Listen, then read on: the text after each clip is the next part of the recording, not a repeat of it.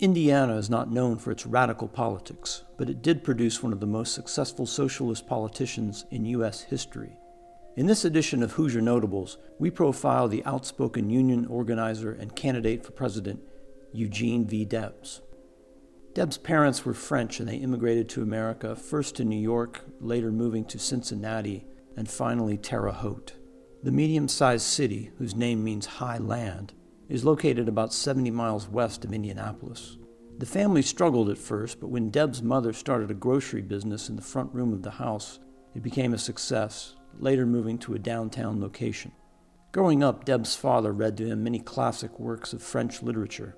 One example was Les Miserables by Victor Hugo, a story about a man's struggle with poverty. When Debs came of age, he began working for the railroad, first as an unskilled laborer, but later as a fireman, whose job it was to shovel coal into the firebox. Debs joined the Society of Firemen even though he no longer worked as one. His talents for speaking were noticed and he was voted Grand Marshal. In the 1870s and 80s, strikes by railroad laborers against their employers became violent as the U.S. Army was sent in to end the strikes.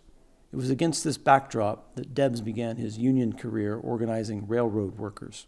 He was sent to jail in 1895 for violating an injunction against a workers' boycott of Pullman cars. After serving several months, Debs turned away from labor organizing, moving in the direction of politics. He had already served as clerk of the city of Terre Haute and in the Indiana legislature as a Democrat, but his experiences in organizing convinced him that a new system was needed, one in which the rich and the working class united to replace capitalism with socialism. Debs argued for a more balanced American socialism rather than a Marxist communist revolution.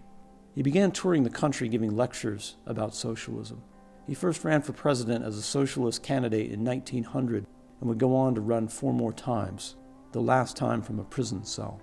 In the atmosphere of the World War, Congress passed the Espionage Act in 1917, which made it a crime to speak out against the war effort.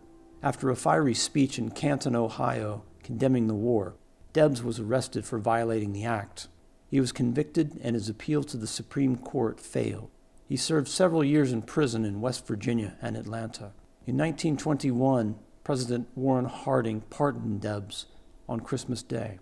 He resumed his activism for a time, but his health failed. He died in 1926, age 70. He is buried at Highland Lawn Cemetery in Terre Haute. For his uncompromising labor, anti-war, and socialist activism, Eugene V. Debs is a notable Hoosier.